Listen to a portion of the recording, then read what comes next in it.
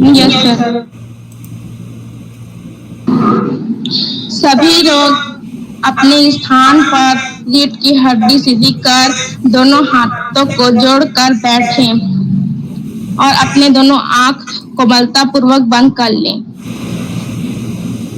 दीप ज्योति परम ज्योति, दीप ज्योति जनार्दना, दीपो हरतु मे पापम, दीप ज्योति नमस्तुते, शुभं करोतु कल्याणम, आरोग्यं सुख संपदा, द्वेष बुद्धि विनाशाय, आत्मज्योति नमस्तुते, आत्मज्योति प्रदीप्ताय, ब्रह्मज्योति नमस्तुते, ब्रह्मज्योति प्रदीप्ताय, गुरुर्ज्योति नमस्तुते। प्रार्थना। हे हंस वाहिनी ज्ञान दायिनी, अम्ब विमल मति दे, अम्ब विमल मति दे, जग सिर मोर बनाए, भारत वह बल विक्रम दे, अम्ब विमल मति दे, साहसशील हृदय में भर दे, जीवन त्याग तपोमय कर दे, संयम श्वेत स्नेह का वर दे, स्वाभिमान भर दे, अम्ब विमल मति दे। हे हंस वाहिनी ज्ञान दायिनी, अम्ब विमल मति दे, अम्ब विमल मति दे। लव कुश ध्रुव प्रहलाद बने हम, मानवता का त्रास हरे हम, सीता सावित्री दुर्गा माँ, फिर घर घर भर दे। हे हंस वाहिनी ज्ञान दायिनी, अम्ब विमल मति दे, अम्ब विमल मति दे।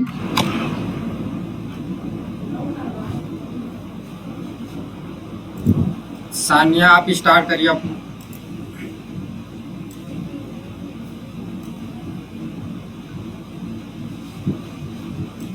आप सभी अपने स्थान पर किसी भी आरामदायक आसन में बैठकर रीढ़ की हड्डी सीधी कर कोमलता पूर्वक आंखों को बंद कर लेंगे और मेरे साथ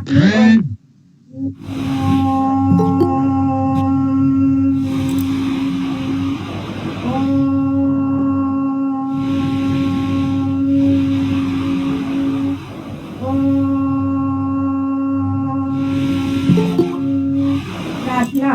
ओम सहना भुनस्तु, ओम सहना भवस्तु, सहना भुनस्तु, सह वीर्यं करवावहै, तेजस्विनावधीतमस्तु मा विद्विषावहै। ओम शांति शांति शांति। आप सभी अपने दोनों हाथों को पीछे बांधकर आगे झुककर धरती माता को प्रणाम करें। आप सभी को मेरा प्रणाम नमस्कार। Good evening everyone. मेरा नाम सानिया कौशिक है। मैं कक्षा 9वीं CGBSE कोर्स में गायत्री बाल संस्कार हाई स्कूल कोसमंदा झापा छत्तीसगढ़ में अध्ययनरत हूँ। राष्ट्रीय सेवा योजना शासकीय महाविद्यालय बरपाली कोरबा संबंध अटल बिहारी वाजपेयी विश्वविद्यालय बिलासपुर छत्तीसगढ़ एवं विवेकानंद केंद्र कन्याकुमारी छत्तीसगढ़ विभाग की प्रेरणा से निःशुल्क गणित ट्यूशन क्लास संचालित किया जाता है, जिसमें आज मोटिवेशनल क्लास रखा गया है, जिसका आज का विषय सबके स्वामी स्वामी विवेकानंद तत्वों का वर्गीकरण आवर्त तालिका है। इस कार्यक्रम में आए हुए सभी अध्यापकगण, विद्यार्थीगण, समस्त राज्यों स्वयं सेवक, विवेकानंद केंद्र के समस्त कार्यकर्ता एवं मेरे प्यारे सहपाठियों, मैं आपका हार्दिक स्वागत, नंदन वंदन और अभिनंदन करती हूँ। मैं इस कार्यक्रम का शुभारंभ एक सुमधुर गीत से करना चाहती हूँ, जिसके लिए मैं लीना आदिले कक्षा 9वीं CGPSC कोर्स को आमंत्रित करती हूँ। लीना आदिले। नमस्कार, मेरा नाम लीना आदिले है। मैं कक्षा 9वीं CGPSC की स्टूडेंट हूँ।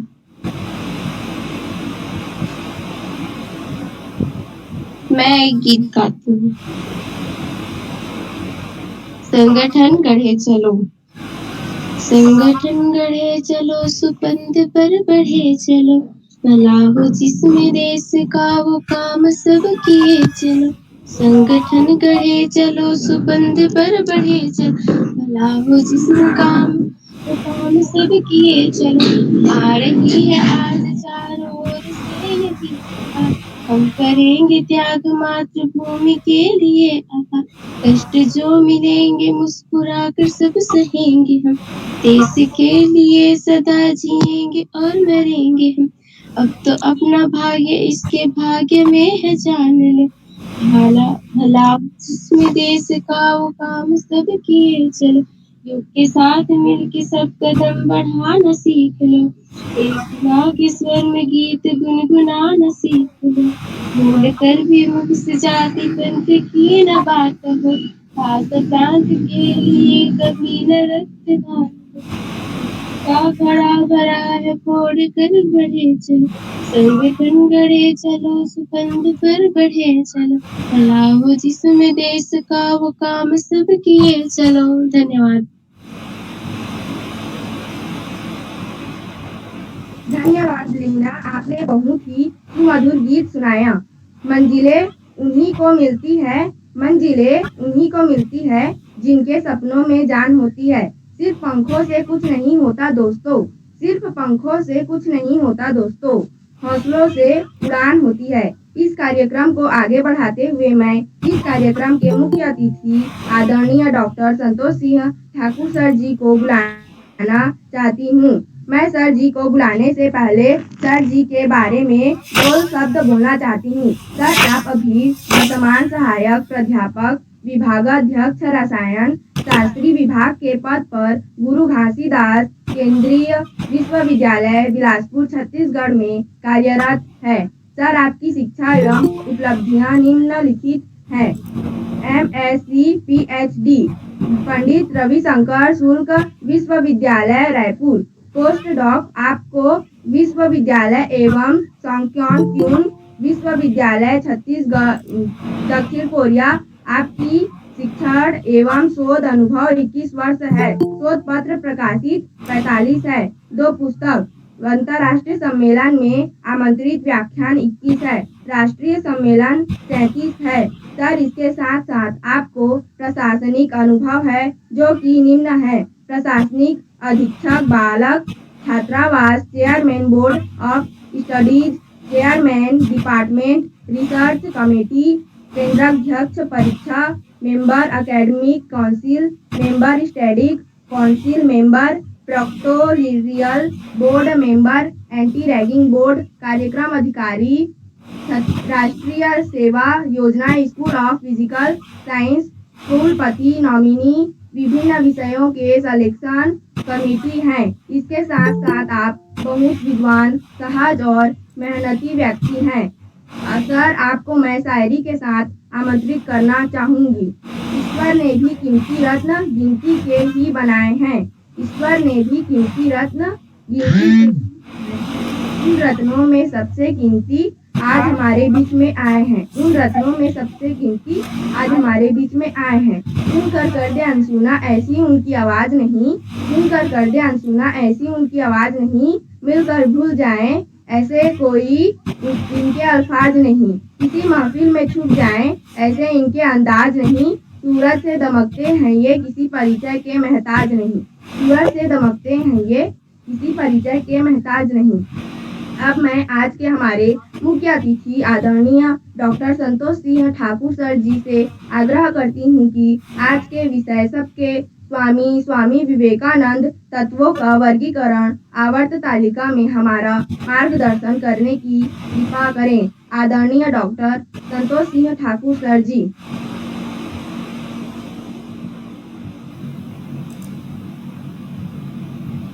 हेलो, सबको सुनाई दे रहे हैं? Yes sir. अच्छा, हाँ, चलिए आप सब लोग अपना माइक म्यूट कर देंगे और उसके बाद जिसको प्रश्न पूछना होगा आखिरी में पूछेंगे। आप सबको मेरा प्रणाम। आप सबके अंदर विराजमान परमात्मा को प्रणाम, परमात्मा तत्व को प्रणाम। सर्वप्रथम मैं डॉक्टर पटेल सर हैं क्या? जी सर, जुड़ा हुआ हूं सर। हाँ, अच्छा, हाँ, डॉक्टर शिवदयाल पटेल का मैं बहुत आभारी हूँ। इन्होंने मुझे इन प्यारे प्यारे बालक भगवान से इंटरेक्ट होने का अवसर दिया और उसके साथ साथ मैं गोपी कश्यप जी के सत्कर्मों को मैं प्रणाम करता हूँ, जो हमारी बिटिया और बेटे लोगों को निःशुल्क गणित में निःशुल्क ट्यूशन उपलब्ध करा रहे हैं। और आज का विषय मैं बहुत ही संक्षिप्त रखूंगा क्योंकि आज छुट्टी का भी दिन है और अधिकांश छात्राएं मुझे ऐसा लगता है कि अभिरुचि लेंगे, ऐसा मेरा विश्वास है। तो दोनों विषय को मैं संक्षिप्त में प्रस्तुत करूंगा और कोई छात्र छात्राओं के अलावा पेरेंट्स तो नहीं जुड़े हैं, उस हिसाब से मैं लेक्चर अपना मॉडिफाई करूंगा। सभी छात्र छात्राएं हैं नववीं के?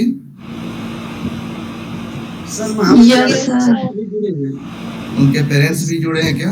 हाँ, पेरेंट्स भी जुड़े हैं और महाविद्यालयीन छात्र भी जुड़े हैं सर। अच्छा, हाँ, तो ठीक है, कोई समस्या नहीं है। मैं उनका भी स्वागत करता हूँ। जितने भी हमारे स्वयंसेवक बंधु और भगिनी जुड़े हुए हैं, मैं उनका भी स्वागत करता हूँ, अभिनंदन करता हूँ। पहले मैं रसायन शास्त्र के बारे में कुछ फंडामेंटल्स इंट्रोडक्टरी बताऊंगा। तत्वों के आवर्त तालिका के बारे में थोड़ा डिस्कस करेंगे और उसके बाद जैसा मोटिवेशनल थॉट्स विवेकानंद और अन्य महापुरुष के जो मोटिवेशनल छात्र हैं, मोटिवेशनल थॉट्स हैं अपने छात्र छात्राओं के लिए, उसके बारे में डिस्कस करेंगे। तो पावर पॉइंट में शेयर करता हूँ।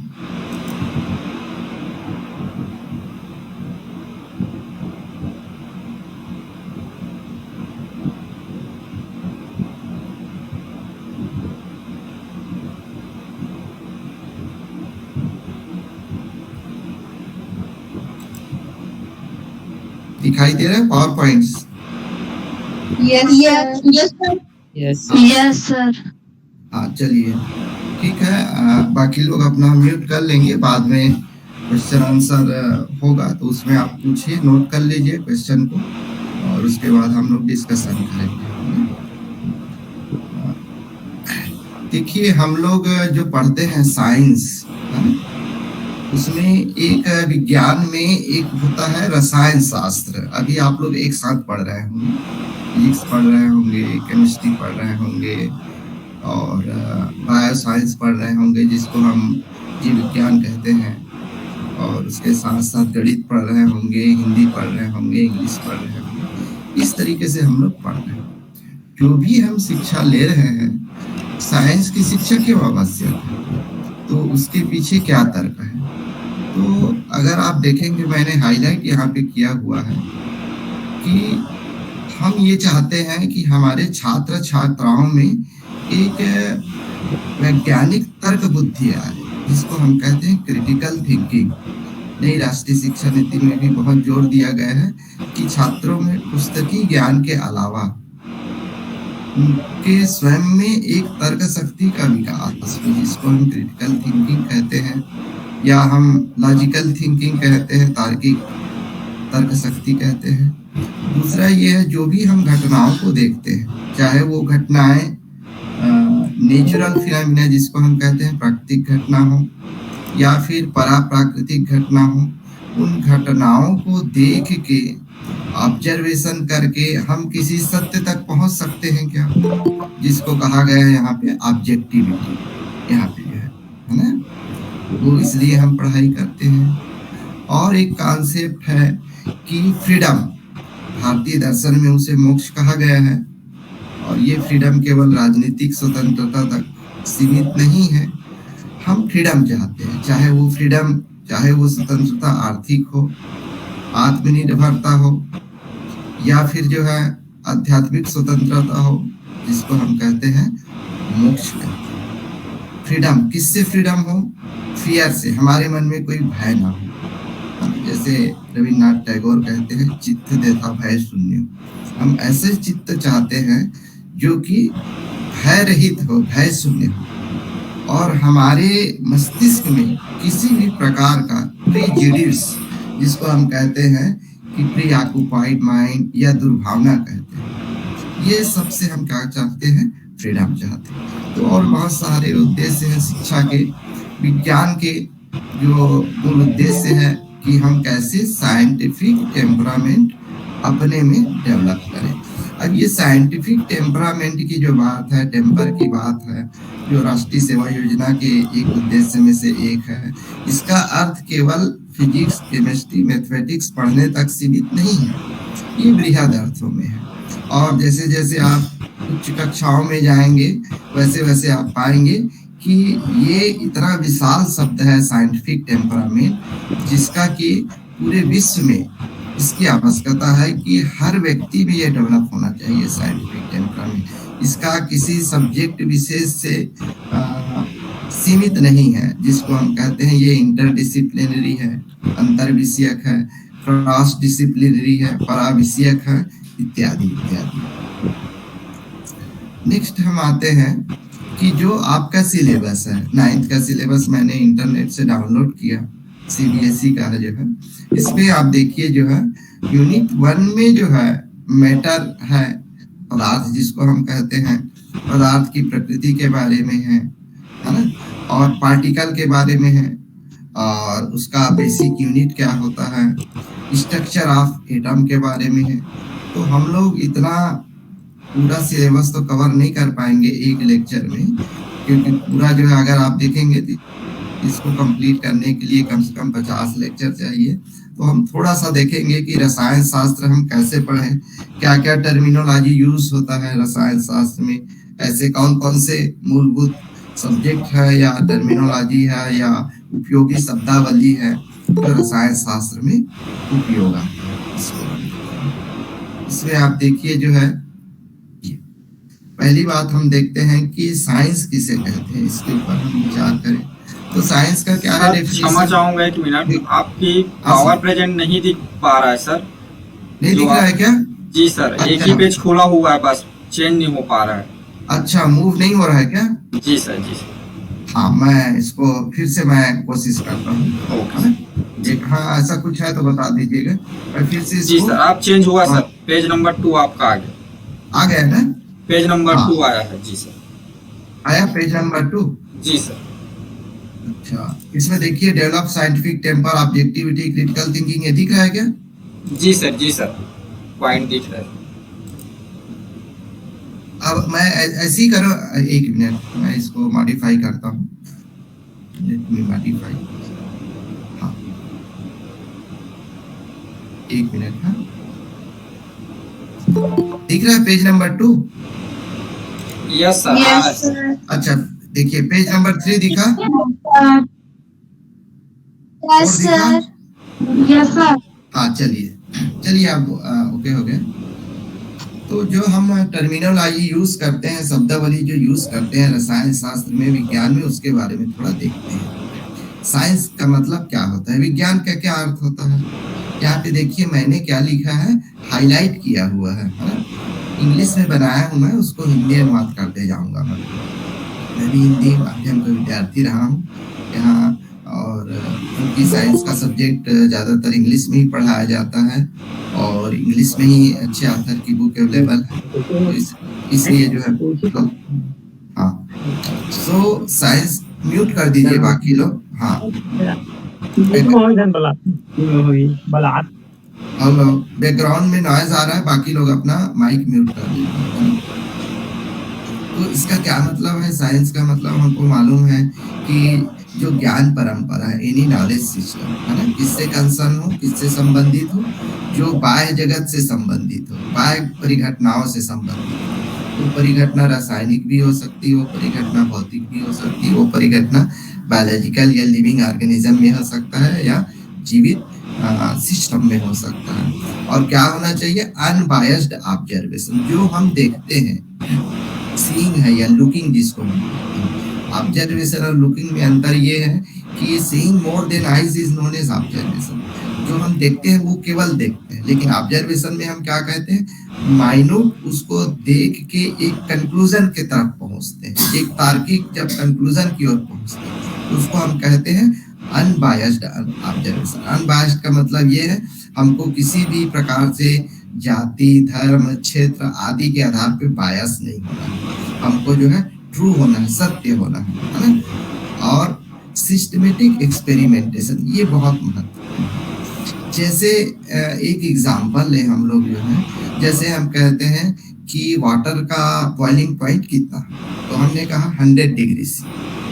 अल्कोहल का बॉइलिंग पॉइंट कितना है? 78 डिग्री सी। ऐसी और बहुत सारे वैज्ञानिक तथ्य हैं। तो ये जो वैज्ञानिक तथ्य जो हम बोल रहे हैं, वो कोई भी व्यक्ति करे, चाहे छत्तीसगढ़ के व्यक्ति वो एक्सपेरिमेंट करे, चाहे प्रधानमंत्री नरेंद्र मोदी जी करे, चाहे हमारे माननीय मुख्यमंत्री भूपेश बघेल जी करे, चाहे गांव का कोई व्यक्ति करे, वो रिजल्ट जो है एक ही प्रकार का आएगा, जिसको हम कहते हैं रिप्रोड्यूसिबल रिजल्ट। तो एक तरीके से ये कह सकते हैं कि जो साइंटिफिक नॉलेज होता है वो यूनिवर्सल होता है, सार्वत्रिक होता है, देश काल वातावरण के अनुसार परिवर्तित नहीं होता। और उस रिजल्ट को हम एक्सपेरिमेंट के द्वारा, सिस्टमेटिक एक्सपेरिमेंट के द्वारा, एक्सपेरिमेंटल कंडीशन या प्रायोगिक अवस्था को स्थिर रखते हुए बार बार एक ही रिजल्ट को हम रिपीट कर सकते हैं, जिसको हम कहते हैं रिप्रोड्यूसिबल रिजल्ट। ये हुआ साइंस का डेफिनेशन। तो ये साइंस इज साइंटिफिक नॉलेज। ये साइंस क्या होता है? यूनिवर्सल होता है, अनबायस्ड ऑब्जर्वेशन पे आधारित रहता है, सिस्टमेटिक एक्सपेरिमेंट होता है, रिप्रोड्यूसिबल रिजल्ट देता है। और उस नॉलेज को हम कहते हैं विज्ञान का, जो कि परिघटनाओं, बाह्य जगत के, चाहे वो फिजिकल फिनोमिना हो या केमिकल फिनोमिना हो या बायोलॉजिकल फिनोमिना हो, पूरा ब्रह्मांड में भी समाहित होता है। इसमें जो है एस्ट्रोफिजिक्स जिसको हम कहते हैं, पूरा फिजिकल वर्ल्ड इसमें इन्वॉल्व होता है। बाह्य की जितनी भी दुनिया है, बाह्य पदार्थ की या बाह्य परिघटनाओं की या विश्व की। अब दूसरा आइए, हम केमिस्ट्री किसे कहेंगे? तो केमिस्ट्री में हम क्या कहते हैं? Chemistry is a branch of science. Science की एक शाखा है जिसमें हम क्या क्या पढ़ाई करते हैं? किसी पदार्थ के गुण धर्म के बारे में। भौतिक गुण धर्म हो सकते हैं, रासायनिक गुण धर्म हो सकते हैं, वो पदार्थ किन किन तत्वों से, किस किस एटम या मॉलिक्यूल से मिलके बना हुआ है, जिसको हम कहते हैं कंपोजिशन या संगठन कहते हैं।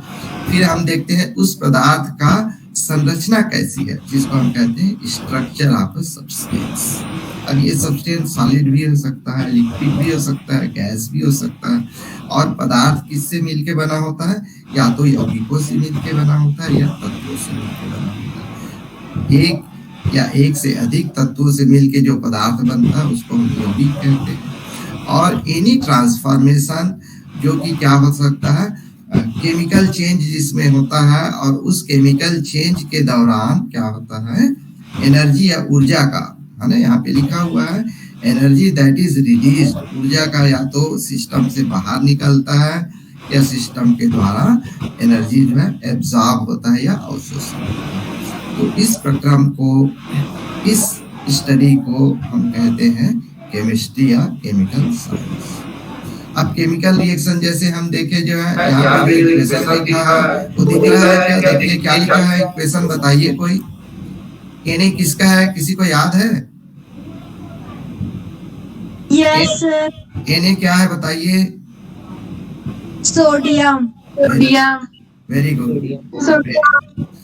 सोडियम को जब हम पानी में, एस का मतलब होता है, ब्रैकेट में जो एस लिखा है उसका मतलब होता है सॉलिड।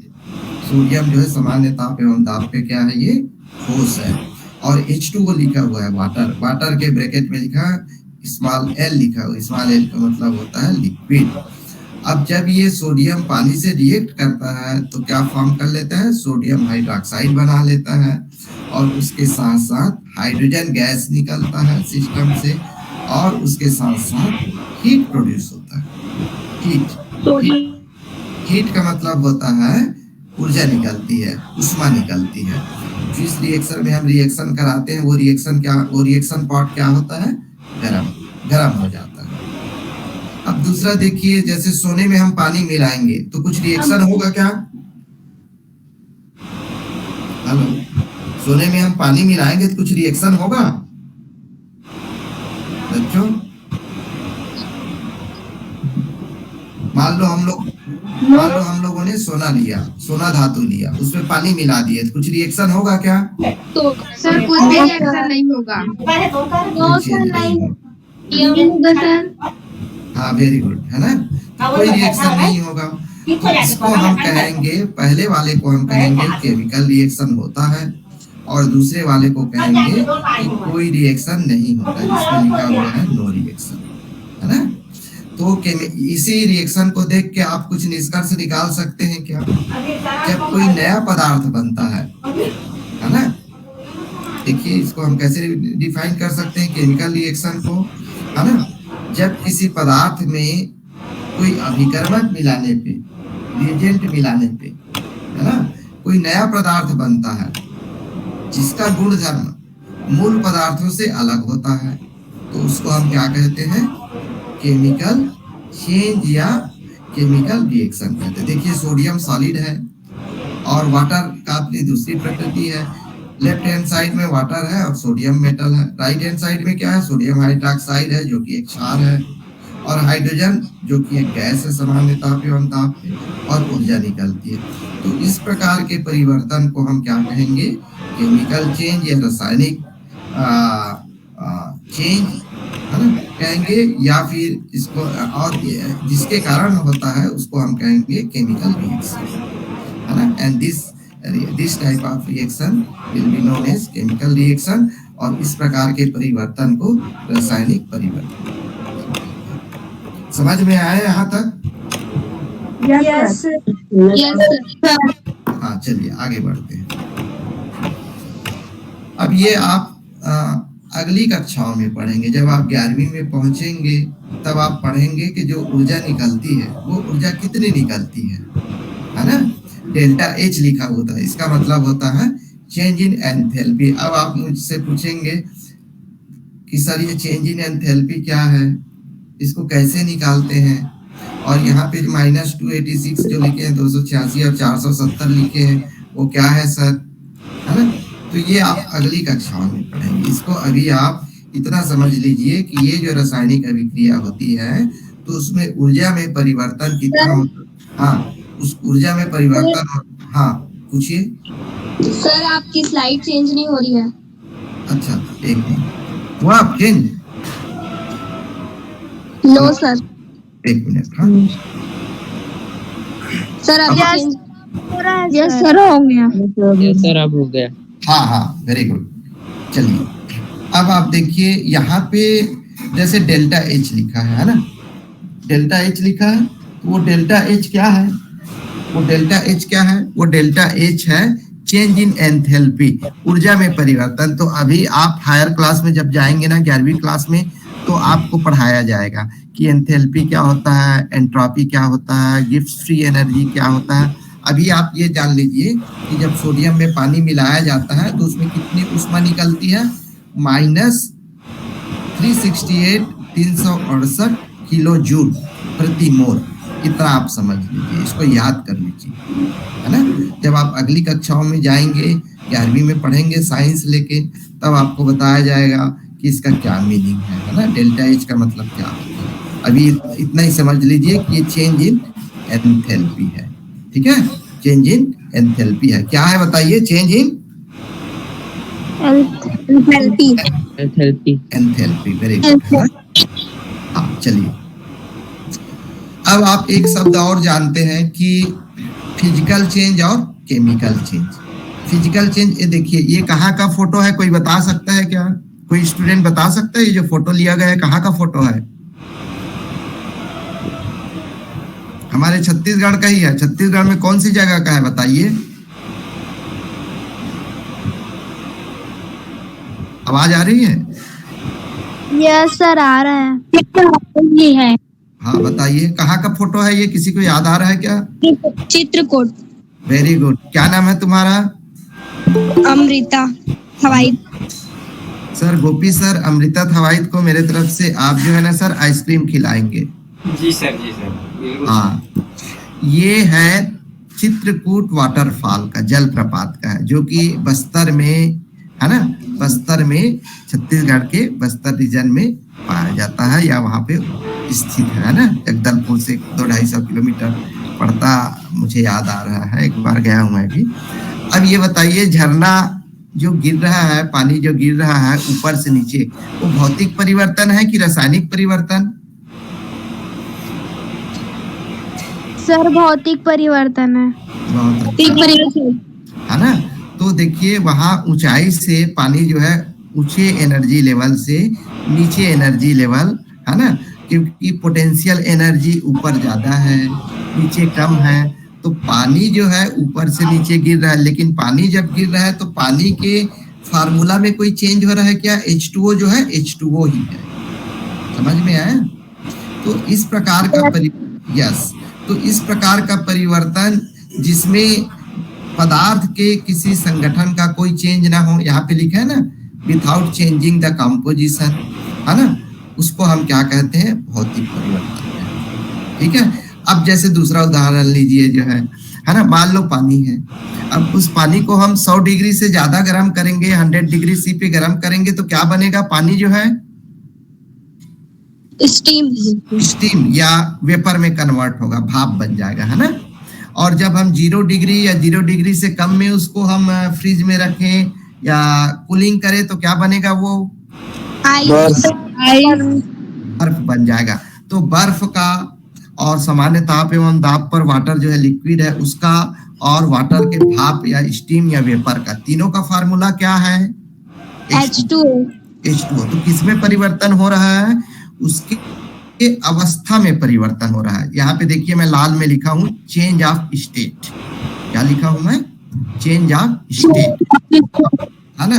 द्रव अवस्था में है, लिक्विड स्टेट में है, सॉलिड स्टेट में है और गैसियस स्टेट में। तो इस प्रकार के परिवर्तन को जहाँ पे चेंज ऑफ स्टेट हो, अब जैसे नमक है, नमक को जो है अगर आप जो है ना, नमक को जो है जैसे आप जो है किसमें कर देंगे? कन्वर्ट कर देंगे। मान लो उसको पीस देंगे, आपको क्यूब के फॉर्म में मिला, लेकिन नमक का शेप में भले चेंज हो गया, लेकिन नमक जो है नमक ही रहेगा। अगर आप टेम्परेचर कम ज्यादा करते हैं, जैसे वाटर का एग्जाम्पल ले सकते हैं और दूसरे चीज का एग्जाम्पल ले सकते हैं, जैसे वायुमंडल का है, तो वायुमंडल का जो तापक्रम क्या होते रहता है?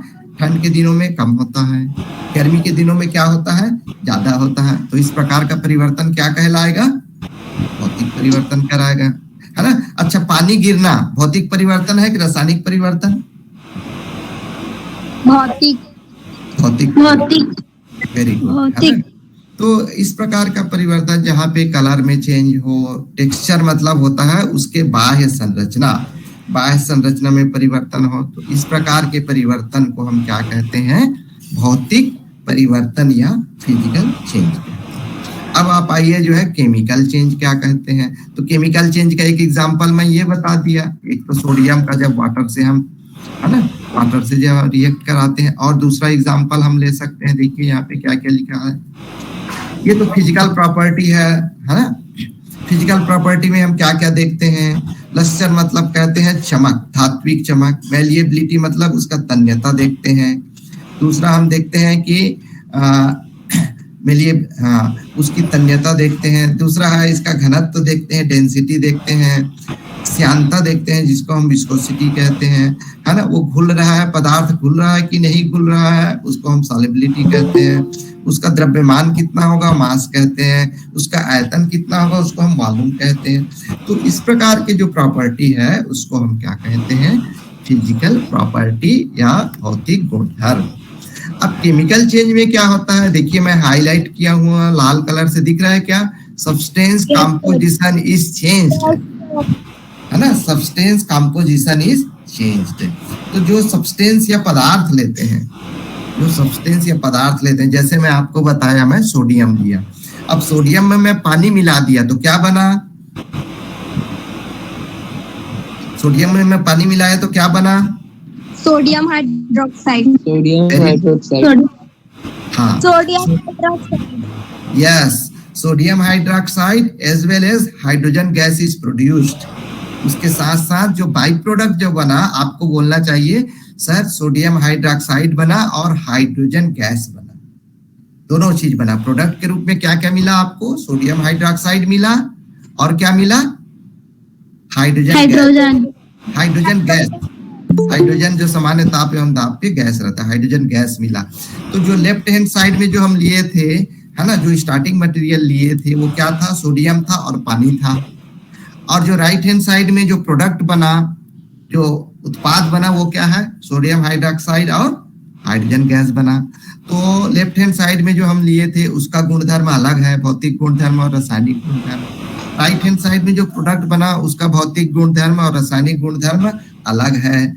तो इस प्रकार के परिवर्तन को, जिसमें कि, है ना, अभिकारक और उत्पाद के, है ना, कंपोजिशन में अंतर होता है, लिखा है यहाँ पे सब्सटेंस कंपोजिशन इज चेंज्ड, अंतर होता है या परिवर्तित हो जाता है, तो उसको हम क्या कहते हैं, रासायनिक परिवर्तन। और ये रासायनिक परिवर्तन हम कैसे जान सकते हैं, एक आपको बताया, और उसके साथ साथ आप देखिए, मैं यहाँ पे देखिए, है, मैं पिछला पावर पॉइंट में ले जा रहा हूँ। ये देखिए हमने क्या लिखा है, दिखा क्या, प्लस हीट एनर्जी लिखे हैं क्या, यस सर। हाँ, तो आपको जैसे आप टेस्ट ट्यूब में रिएक्शन कर रहे हैं तो टेस्ट ट्यूब आपका गर्म हो जाएगा। अगर आप कोनिकल फ्लास्क में रिएक्शन कर रहे हैं तो कोनिकल फ्लास्क गर्म हो जाएगा। अगर आप बीकर में रिएक्शन कर रहे हैं तो बीकर गर्म हो जाएगा। Whatever reactant, whatever the pot, reaction part we have considered और वी हैव टेकन, जो भी आप रिएक्शन पार्ट लेंगे वो गर्म हो जाएगा। क्यों गर्म हो जाएगा, क्योंकि इस अभिक्रिया के दौरान क्या निकलता है, हीट निकलता है या उष्मा निकलती है।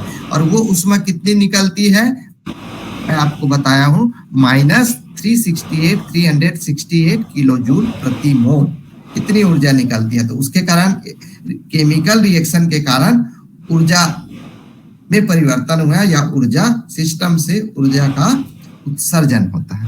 कई बार क्या होता है, टेम्परेचर भी, अब स्वाभाविक है, जैसे मान लो आपने रूम टेम्परेचर पे 25 डिग्री सी पे आपने, अभी जैसे room temperature suppose let us consider कि 25 डिग्री सी है, तो 25 डिग्री सी से क्या हो जाएगा, बढ़ जाएगा, 80-90 डिग्री तक चला जाता है ना।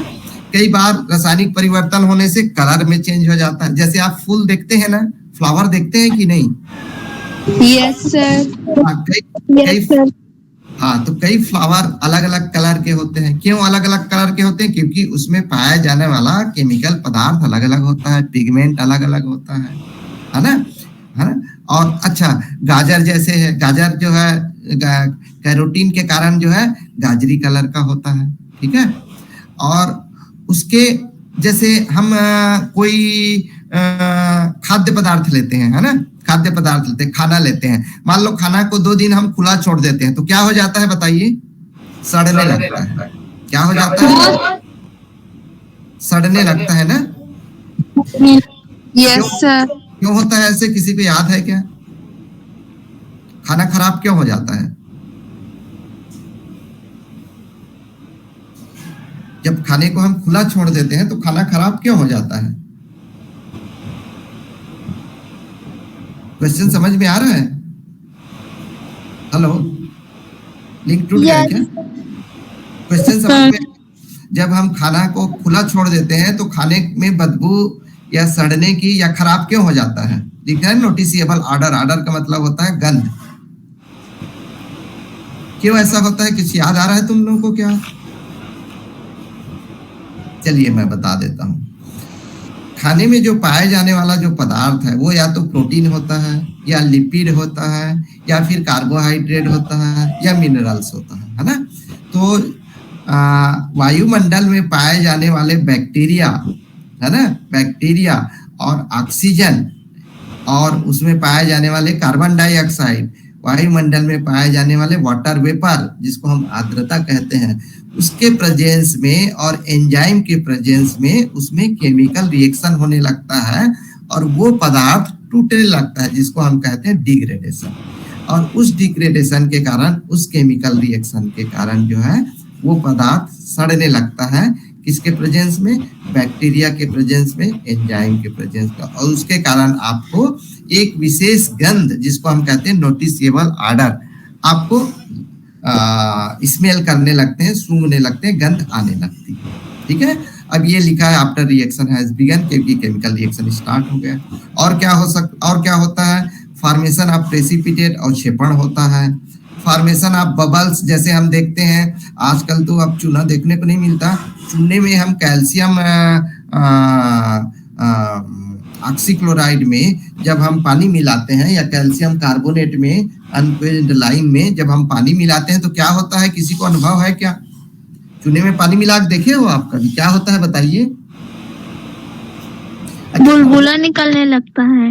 वेरी नाइस, वो कार्बन डाइऑक्साइड का होने लग, कार्बन डाइऑक्साइड का।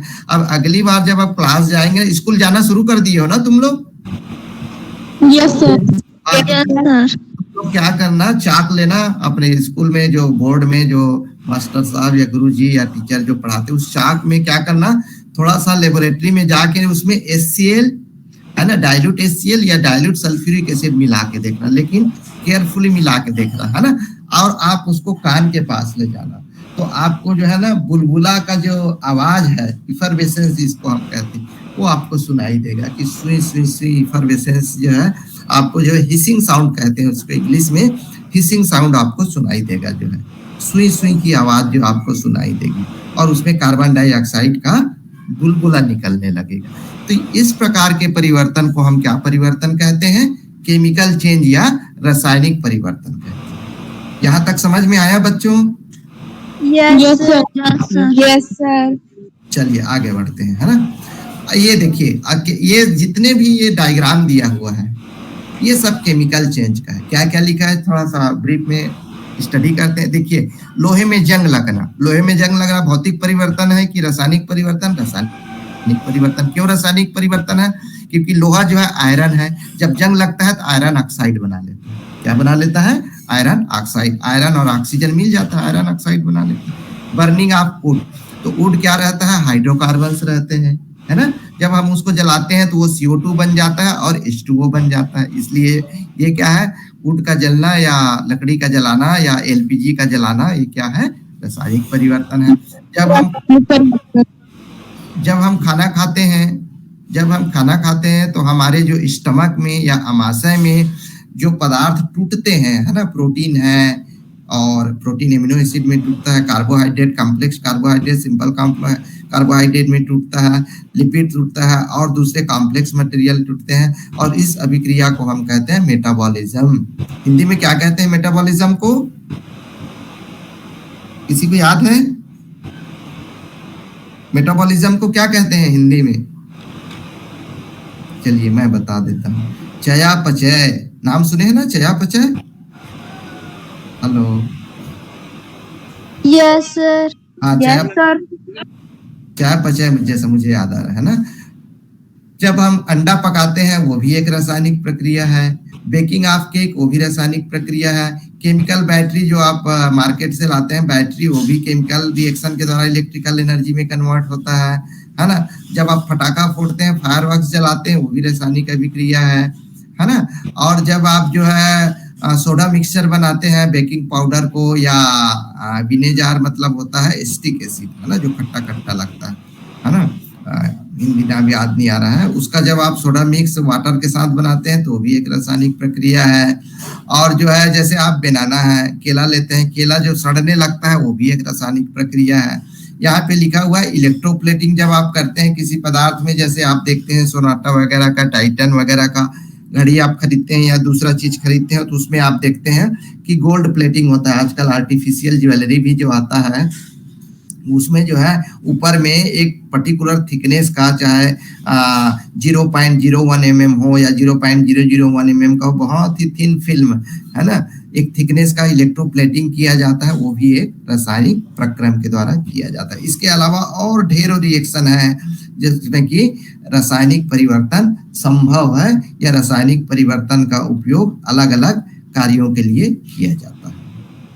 ठीक है, अब हम आते हैं एलिमेंट, तत्वों का और तत्वों का क्लासिफिकेशन या वर्गीकरण। ये भी आपके सिलेबस में है ना। तत्व किसे कहते हैं, तो क्या लिखा है यहाँ पे, कोई भी पदार्थ है ना, कोई भी पदार्थ का जो अंतिम अवस्था है जिसको हम क्या कहते हैं, और उसके आगे नहीं तोड़ सकते, लेकिन बाद में पाया गया कि उसको हम और आगे विशेष विधि के द्वारा तोड़ सकते हैं, जिसमें कि एटम बना और एटम को फिर हम डिवाइड किए, किसमें डिवाइड किए, इलेक्ट्रॉन में, प्रोटॉन में, न्यूट्रॉन में।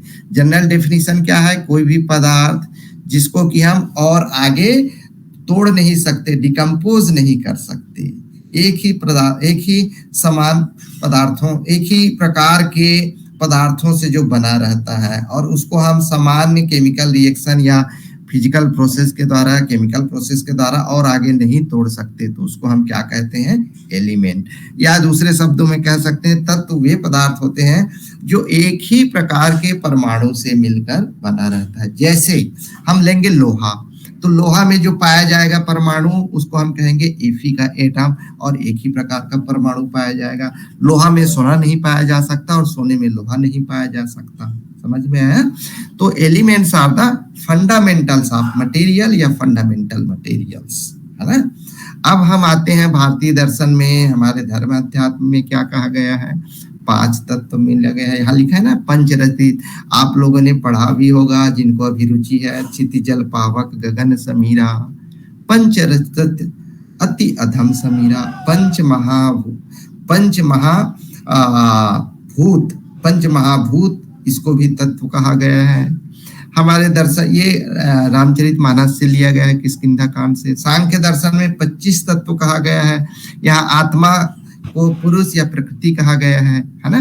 तो इतने सारे तत्वों की संख्या बताएं, लेकिन जब हम रसायन में बोलते हैं तो ये तत्व नहीं है। रसायन में जो हम बात करते हैं तो हम केवल उन्हीं तत्वों को लेते हैं जो कि पीरियोडिक टेबल में है। क्यों? क्योंकि मैं आपको शुरू में ही बताया, क्या बताया, साइंस इज यूनिवर्सल। हम ऐसी बातों को लेते हैं जिसको पूरी दुनिया मानती हो, और ये जो बातें मैं बताया हूँ सांख्य दर्शन, ये इसको कई लोग मानते हैं, कई लोग नहीं मानते, तो ये दर्शन का विषय हो गया, है ना। तो दर्शन के विषय में आप क्या कह सकते हैं, ये विषय क्या हो सकते हैं, इसको लोग मान भी सकते हैं और नहीं भी मान सकते हैं। साइंस क्या है, फैक्ट पे बेस्ड है, वो सार्वत्रिक होता है, उसको आप माने या ना माने, लेकिन वो तथ्य जो है तथ्य ही रहेगा, है ना। तो ये अंतर है जो हम सामान्य तत्व जो अपने ग्रंथों में, दर्शन शास्त्र के ग्रंथों में बोलते हैं उसका, और जो रसायन शास्त्र में बोलते हैं उसका, दोनों में ये अंतर है। अब आप देखिए, जो है आप लोगों ने इस प्रकार का एक टेबल देखा होगा, इसको हम कहते हैं आवर्त तालिका। किसने नहीं देखा है, नाम बताओ। कुछ नहीं करेंगे, अभी तो ये वर्चुअल मीटिंग है, बताइए किसने नहीं देखा है। ये जो टेबल जो दिखा रहा हूं, ये टेबल ऐसे कोई विद्यार्थी हैं क्या जो पहली बार देख रहे हो? कौन पहली बार देख रहा है ये टेबल को, बताइए नाम। सर मैं पहली बार देख रही हूँ। हाँ सर मैं भी। हाँ बताओ, और क्या नाम है? अच्छा, तुम लोग सब लोग गूगल सर्च इंजन जानते हो ना? गूगल सर्च इंजन जानते हो कि नहीं? Yes sir. Yes sir. अच्छा, ऐसे कोई विद्यार्थी हैं क्या जिसके पास स्मार्टफोन ना हो? ऐसा कोई विद्यार्थी है क्या आपकी क्लास में जिसके पास ऐसा फोन जिसमें इंटरनेट आए या गूगल आए, ऐसा ना हो? है कोई विद्यार्थी? सभी के पास है ना स्मार्टफोन? यस।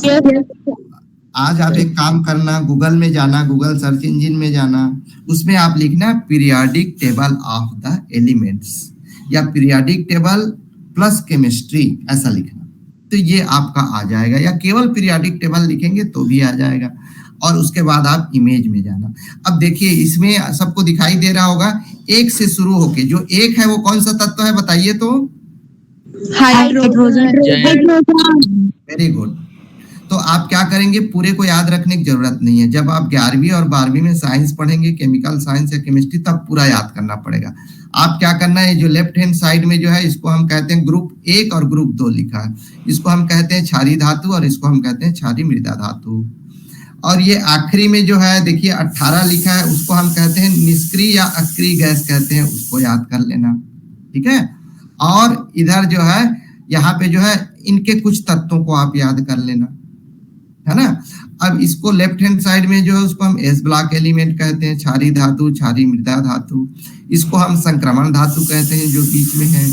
और इसको जो है हम कहते हैं पी ब्लॉक एलिमेंट हम कहते हैं, जो कि अलग अलग पदार्थों से मिलके बना है, जैसे हैलोजन, अलग अलग तत्वों से मिलके बना है जैसे हैलोजन। अच्छा, ये पीरियोडिक टेबल के नीचे देखो ये दो ठो ऐसे हॉरिजॉन्टल लाइंस है, इसको हम कहते हैं लेंथेनाइड और इसको हम कहते हैं एक्टिनाइड्स, है ना। अब सर आप पूछेंगे कि सर ये lanthanide, actinides, P block element, S block element transition क्या होता है, तो इसका डिटेल में अध्ययन जब आप केमिस्ट्री लेंगे, साइंस लेंगे 11th में, तब आप पढ़ेंगे। तो कितने तत्वों की संख्या है कौन बताएगा? देखिए कितने तत्व है पीरियोडिक टेबल में टोटल? 118। Very nice, very 118। 1 से शुरू होके 118, 1 से शुरू होके 118। अगर कोई विद्यार्थी बहुत ज्यादा इंटरेस्टेड है तो आप 103 तक याद रखिए या 105 तक याद रखिए। एल करके लिखा है, पहला जो तत्व है वो है हाइड्रोजन, और 103 जो तत्व है एल लिखा है, लॉरेंशियम। एल का मतलब होता है लॉरेंशियम। इस सबका नाम आपको मिल जाएगा गूगल में भी, आपके बुक में भी, है ना। अब उसके बाद ये 104 जो तत्व है वो है RF लिखा है, रदरफोर्डियम, रदरफोर्डियम। तो इतना डिटेल में 9th के स्टूडेंट पढ़ भी सकते हैं जो उत्साही है, या फिर जो है कम से कम आप पहला जो है hydrogen, lithium, sodium, potassium, rubidium, caesium, francium, ये है beryllium, magnesium, calcium, strontium, barium और रेडियम, ये आप याद रखिए। इधर बोरान को याद रखिए, कार्बन, नाइट्रोजन, ऑक्सीजन, फ्लोरीन, और यहाँ पे बता रहा हूँ हीलियम, नियान, आर्गन, क्रिप्टॉन, जिनान, रेडान तक आते हैं। ओजी जो है ओसबर्गियम है, लेकिन इसको आप छोड़ दीजिए, आपको कठिन पड़ेगा ये, है ना। तो इसमें से जितने तत्वों का नाम आप याद रख सकते हैं उसके परमाणु संख्या के आधार पे, है ना, वो आप याद रखिए। अच्छा, कोई पढ़ा है क्या ये आवर्त तालिका कौन से गुणधर्म के आधार पे अरेंज किया गया है? कौन से प्रॉपर्टी के तत्वों के किस गुणधर्म के आधार पे इसको अरेंज किया गया है? किसी को याद है ये जो वर्गीकरण? हाँ, किस श्रेणी से? किसके आधार पे? क्रियाशीलता की श्रेणी से। क्रियाशीलता के श्रेणी से। चलिए, और कोई बताना चाहेगा? ये तत्वों का जो वर्गीकरण है तत्व के किस गुणधर्म के आधार पे किया गया? जैसे तुम लोगों को मैं आज लेक्चर ले रहा हूं तो किस गुणधर्म के आधार पे ले रहा हूं? इस गुणधर्म के आधार पे ले रहा हूं कि आप 9th क्लास के स्टूडेंट हैं, ये गुणधर्म है। तो वैसे ये तत्वों का जो वर्गीकरण किया गया है वो किस गुणधर्म के आधार पे किया गया है? क्रियाशीलता के आधार पे नहीं किया गया है। और sir atomic mass, atomic weight से किया गया है। एटॉमिक वेट के आधार पे भी नहीं किया है। एटॉमिक वेट के आधार पे पहले किया गया था, जिसको मेंडलीव करके, एक रशियन साइंटिस्ट है मेंडलीव करके, आप लोग पढ़े भी होंगे, मेंडलीव की आवर्त तालिका करके पहले किया गया था। और बताइए, बहुत अच्छा आप लोग आंसर दे रहे हैं। और बताइए सर समानता के आधार पर किया गया है। सिमिलरिटी से समानता के आधार पे भी नहीं किया गया। और बताइए, sir ascending order of atomic numbers. Very good, ascending order of atomic number, या सिंपली हम कह सकते हैं उसके परमाणुओं की संख्या के आधार पे, या हम और उसको सोफिस्टिकेटेड वे में कहें तो number of electrons present in atom, परमाणु में उपस्थित इलेक्ट्रॉनों की संख्या के आधार पे किया गया है। और आप पढ़े होंगे कि आइसोटोप्स क्या होता है, आइसोबार्स क्या होता है, वो हम अगली क्लास में बता देंगे। तो परमाणु के संख्या या इलेक्ट्रॉन के संख्या के आधार पे किसने दिया ये जवाब? सर अमृता थवाई। गोपी सर? जी सर बताइए सर। जी सर आवाज आ रही है। अमृता थवाइट को मेरे तरफ से 100 रुपये का पेन आप गिफ्ट करेंगे। जी सर। मैं आपके खाते में 100 रुपया ट्रांसफर कर दूंगा। जी सर। अमृता थवाइट, मेरा मोबाइल नंबर लिखा हुआ है वहां पे, जब मैं पहले उसमें दिया। अगर सर ट्रांसफर नहीं करेंगे तो आप मुझे कंप्लेन करेंगे। मैं भड़का नहीं रहा हूँ आपके गुरुजी के विरुद्ध। जी नहीं सर, बिल्कुल मोटिवेशन के लिए जो है, ठीक है? जी सर। नहीं सर, बिल्कुल है ना। चलिए, बहुत अच्छा बेटे, है ना। चलिए आगे बढ़ते हैं। ये देखिए, ये कम से कम इतने तत्वों को आप याद रखिए। अब इसमें क्या किया गया है देखिए, 3 भागों में बांटा गया है तत्वों को। एक है नोबल गैस, उत्कृष्ट गैस, दूसरे को हम कहते हैं मेटल्स या हम कहते हैं धातु कहते हैं, और तीसरों को कहते हैं अधातु। तो इसको आप याद कर लीजिए। अब आप देखिए इसमें जो इलेक्ट्रॉन का कैसे कॉन्फ़िगरेशन या भरा जाता है। जैसे आप लोग कक्षा में बैठते हैं तो तितिर बितिर नहीं बैठते, सिस्टमेटिक बैठते हैं। रोल नंबर 1 यहाँ बैठेगा कम से कम एग्जाम के दौरान रोल नंबर के अनुसार, रोल नंबर 2 यहाँ बैठेगा, रोल नंबर 3 यहाँ बैठेगा। तो वैसे ही हम सिस्टमेटिक अरेंजमेंट करते हैं based on their number of electron. तो इलेक्ट्रॉन कहाँ पे पाए जाते हैं? इलेक्ट्रॉन पाए जाते हैं कक्षा में, जिसको हम कहते हैं शेल, SHELL। और वो सेल के अंदर एक और होता है जिसको हम कहते हैं ऑर्बिटल। तो सेल का नाम होता है, जैसे तुम्हारी कक्षा का नाम है 9वीं कक्षा, 10वीं कक्षा, 11वीं कक्षा। Similarly K shell, L shell, M shell, N shell. अब ये किस आधार पे भरे जाते हैं? उस आधार को यहाँ पे दिया हुआ है। देखिए ध्यान से, जो है स्लाइड चेंज हुआ कि नहीं हुआ? Yes sir. केमिस्ट्री को समझने के लिए बहुत सारा सिद्धांत समझना पड़ता है। जैसे आदमी को समझने के लिए भी आपको बहुत सारा सिद्धांत समझना पड़ता है। आदमी कहाँ तक पढ़ा लिखा है, आदमी कौन सी भाषा बोलता है, आदमी क्या खाता पीता है, उसका व्यवहार कैसा है, उसके संस्कार कैसे हैं, है ना। ये आदि आदि जो है, there are so many theories. Chemistry को भी समझने के लिए बहुत सारे सिद्धांत है, एक सिद्धांत के आधार पर नहीं समझ सकते। अब एक साइंटिस्ट हुए, आप लोगों ने पढ़ा होगा बोर एटॉमिक मॉडल। बोर साहब ने एक मॉडल दिया। मॉडल का अर्थ होता है जैसे हम गणेश भगवान बनाते हैं, तो गणेश भगवान की प्रतिमा क्या है, हम ये मानते हैं कि ये गणेश भगवान है, इसकी प्राण प्रतिष्ठा करते हैं। तो ऐसे एक मॉडल बनाया जाता है और ये मानते हैं कि ये मॉडल क्या है, एटम को रिप्रेजेंट कर रहा है ना। तो ये एटम को जो रिप्रेजेंट कर रहा हो एटॉमिक मॉडल, वो इस तरीके से है। तो ये बीच में न्यूक्लियस पाया जा रहा है और इसके चारों तरफ देखिए जो है सर्किल में, वृत्त में, ध्यान रखिए मैंने वृत्त कहा, सर्किल कहा, पैराबोला या हाइपरबोला नहीं कहा, वृत्त में, है ना। इस वृत्त में ऐसे कक्षा पाया जाता है, सेल पाया जाता है। और इस सेल, प्रथम सेल को हम कहते हैं K सेल, KLMN। इस तरीके से प्रथम कक्षा, द्वितीय कक्षा, तृतीय कक्षा। यहाँ पे हमने लिखा है स्मॉल n = 1। स्मॉल n क्या है, किसी को याद आ रहा है क्या? बताइए तो। कक्षा की संख्या। कक्षा की संख्या। और बताइए स्मॉल n क्या है? कक्षा की संख्या, सही बताया। और आगे किसी को याद है क्या? चलिए ठीक है, मैं बता देता हूँ। जब आप 11वीं पढ़ेंगे तो आप देखेंगे, या 10वीं में भी शायद हो सकता है, उसको हम कहते हैं मुख्य क्वांटम संख्या। लिख लीजिए, मुख्य क्वांटम संख्या। मुख्य क्वांटम संख्या क्या है, ये अगली कक्षा में पढ़ेंगे, है ना। n = मुख्य कक्षा की संख्या या मुख्य क्वांटम संख्या। क्वांटम संख्या क्या है, कैसे निकालते हैं, क्यों निकालते हैं, इसका क्या महत्व है, वो अगली कक्षा में पढ़ेंगे। अच्छा, परमाणु किससे किससे मिलके बना होता है, बताएंगे क्या? अब यहाँ पे देखिए, electron, proton, neutron. Very nice. उसके अलावा और दूसरे पार्टिकल्स पाए जाते हैं, लेकिन वो लंबे समय तक स्थायी नहीं रहते।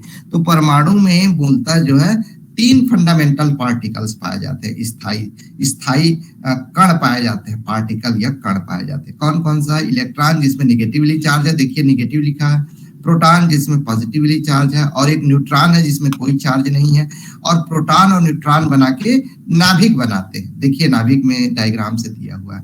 और ये नाभिक के चारों ओर इलेक्ट्रॉन जो है चक्कर लगाते हैं, समझ गए। जैसे सूर्य के चारों ओर पृथ्वी या दूसरे ग्रह चक्कर लगाते हैं, वैसे न्यूक्लियस के सराउंडिंग में इलेक्ट्रॉन जो है चक्कर लगाते हैं। अब ये चक्कर वृत्तीय कक्ष में लगाते हैं कि पैराबोला इलिप्टिकल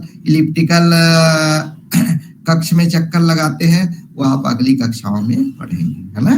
कुछ में सर्कुलर होता है और सर्कुलर के साथ साथ इलिप्टिकल शेप का भी ऑर्बिटल पाया जाता है। कक्षा और कक्षक, सेल एंड ऑर्बिटल दोनों अलग अलग चीज है, अगली कक्षाओं में आप पढ़ेंगे। अब आप आइए, ये तो मैं सेम चीज है बताया जो एटम का जो फंडामेंटल्स है। क्या होता है? इलेक्ट्रॉन। इलेक्ट्रॉन की खोज किसने की थी? J Thomson. हाँ, जे थॉमसन ने क्या एक्सपेरिमेंट किया उसको आप पढ़िए। इसमें आवेश कितनी मात्रा में होता है मैंने नहीं लिखा, 9वीं की क्लास है करके, वो आप पढ़िए। प्रोटॉन की खोज किसने की थी? गोल्डस्टीन। Very nice. न्यूट्रॉन की खोज किसने की थी? जे चैडविक। हाँ, वेरी गुड। अब ये जो पार्टिकल्स हैं, इसके अलावा और पार्टिकल्स पाए जाते हैं जो आपके बुक में नहीं दिया है, लेकिन आप हायर एजुकेशन में हायर क्लास में पढ़ेंगे। इस सब की खोज कौन से एक्सपेरिमेंट के द्वारा हुई, कैसे हुई, कितना चार्ज होता है, ये आप देखेंगे, है ना। हाँ, ये आखिरी है, इसके बाद हम मोटिवेशनल थॉट स्टार्ट करेंगे। अब इलेक्ट्रॉन किस क्रम में भरे जाते हैं, है ना। तो बोर ने एक नियम दिया और दूसरे लोगों ने भी दिया, लेकिन मैं 9th क्लास के हिसाब से मैंने बनाया है, तो इसको आप याद कर लीजिए। एक फार्मूला है 2n², याद कर सकते हैं क्या?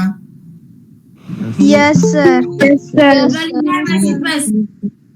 Yes, 2n²। अब इसमें देखिए n का वैल्यू है मुख्य कक्षा की संख्या, नंबर ऑफ सेल। तो नंबर ऑफ सेल 1 2 3 4 5 6 7 8 ऐसे हो सकते हैं। अभी तक कितने ज्ञात हैं? 7 ज्ञात है, 7, है ना। तो ये 2n² याद कर लीजिए। तो यहाँ पे देखिए आप जब वैल्यू रखेंगे, n का मान रखेंगे, जैसे पहले कक्ष के लिए 2 × 1 का स्क्वायर, तो ये हो जाएगा 2, है ना। 1 × 1 1 आएगा। दूसरे कक्ष के लिए आप देखिए जो है 2n² में 2, तो 2 का स्क्वायर 4 आ जाएगा। अब 4 × 2 = 8 आ जाएगा, ऐसे। लेकिन एक चीज और याद रखना, आप यहाँ पे मैं हाईलाइट कर देता हूँ, है ना, इसको आप याद रखना। किसी भी परमाणु के, है ना, किसी भी परमाणु के सेल में या कक्षा में मैक्सिमम इलेक्ट्रॉन की संख्या 8 से ज्यादा नहीं होगी। ये आप याद रखिए, यहाँ पे लिखा हुआ है। The outermost orbit, shell को ऑर्बिट भी कहते हैं। जैसे तुम्हारा नाम सपोज नारायणी है, लेकिन घर में तुमको पिंकी बोल दिए, तो ऐसी एक से ज्यादा नाम भी हो सकता है। सेल को हम ऑर्बिट भी कहते हैं। The outermost orbit can hold maximum 8 electron. तो 2 चीज आपको याद रखना है, 2n² और किसी भी परमाणु के अंतिम कक्ष में, है ना, अंतिम कक्षा में लास्ट या आउटर मोस्ट ऑर्बिट में कितने इलेक्ट्रॉन होंगे? मैक्सिमम 8, है ना। अब 8 इलेक्ट्रॉन यहाँ पे दिया हुआ है, यहाँ पे मैंने ये देखिए, यहाँ पे देखिए अंतिम कक्ष में मैक्सिमम इलेक्ट्रॉन की संख्या कितनी है? m में 8 या 8 से कम है ना। n में भी आप देखिए 1 या 2 इलेक्ट्रॉन है और अलग अलग तत्वों का है। तो ये आप याद रखिए, maximum electron outer most orbit में कितना हो सकता है? 8। अब आप मेरे से पूछेंगे सर 8 ही इलेक्ट्रॉन क्यों हो सकते हैं, 8 से ज्यादा क्यों नहीं? तो आपको जो भी साइंस पढ़ाते हैं, केमिस्ट्री पढ़ाते हैं, उनसे आप पूछिए, या मैं अगले लेक्चर में बता दूंगा, या आप 11वीं में जाएंगे केमिस्ट्री लेंगे तब आप समझ पाएंगे कि मैक्सिमम इलेक्ट्रॉन 8 ही क्यों पाया जाता है, 8 से ज्यादा क्यों नहीं। बस यहाँ तक केमिस्ट्री समझ में आया? Yes sir. Yes sir. चलिए, समय हो रहा है, अब हम आते हैं स्वामी जी के वचनों की तरफ। किसी को कुछ पूछना है तो बताइए।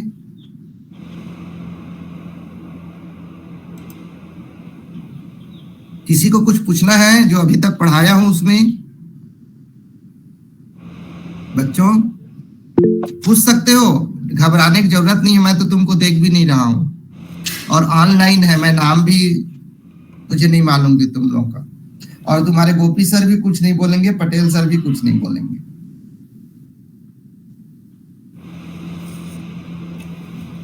किसी को कुछ पूछना है? कोई प्रश्न है? No sir. चलिए ठीक है, आगे बढ़े। पटेल सर सुन रहे हैं क्या कि चले? Yes sir. पटेल सर। जी सर सुन रहे हैं सर।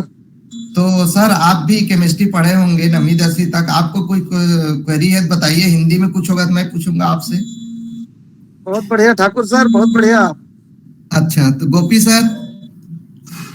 जी सर, बढ़िया सर, बहुत अच्छा लगा, बिल्कुल केमिस्ट्री इजी लग रहा है।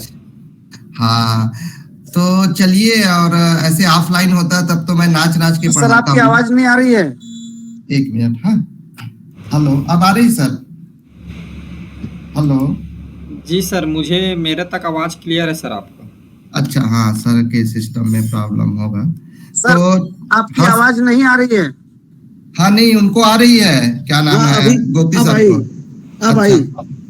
तो चलिए कभी ऑफलाइन पढ़ने का मजा लेंगे। मैं तो टेस्ट ट्यूब क्लास में ले जाके समझाता हूँ बच्चों को, लाइव डेमो दिखा के, और थोड़ा नाच नाच के बच्चों को पढ़ाया जाए तो ज्यादा अच्छा लगता, लेकिन इसमें वर्चुअल मोड में तो पॉसिबल नहीं है ना। तो लड़कों को और ज्यादा इंटरेस्ट आता। केमिस्ट्री वैसे बहुत ज्यादा इजी सब्जेक्ट नहीं है, लेकिन कठिन भी नहीं है। थोड़ा इंटरेस्ट पैदा करे तो कोई भी चीज कठिन नहीं है, कोई भी चीज सरल नहीं है।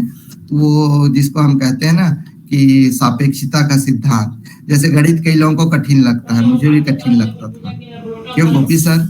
लेकिन गोपी सर को गणित जो है सरल लगता है। तो बच्चों, अगर आप पढ़ेंगे केमिस्ट्री तो बहुत अच्छा लगेगा, मन लगा के पढ़ेंगे तो और अच्छा लगेगा। अब चलिए हम आते हैं थोड़ा स्वामी जी के वचनों पे, और दूसरे महापुरुष क्या बोलते हैं उसके वचनों पे। अब आप देखिए, स्वामी विवेकानंद के बारे में आप सब जानते हैं। स्वामी जी का जन्म कब हुआ, यहाँ पे लिखा हुआ है, आपको याद भी होगा।